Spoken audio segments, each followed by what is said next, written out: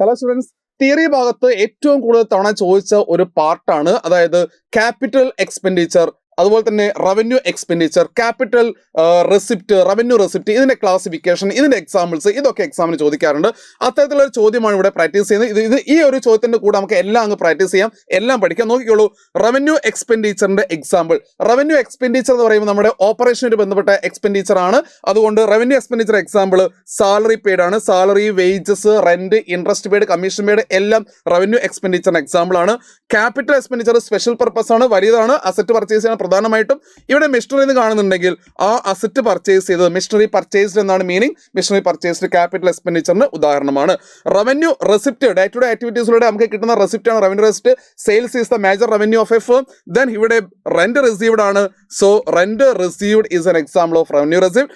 Then capital receipt, capital receipt വലിയ receipt ആണ്, bank loan കാണുന്നുണ്ട്, so bank loan is the capital receipt. ഇത്തരത്തിൽ revenue expenditure, capital expenditure, revenue receipt, capital receipt, ഇതിന്റെ examples കൃത്യമായിട്ട് പഠിച്ചു വെച്ചിട്ട് എക്സാമിന് പോകാവും.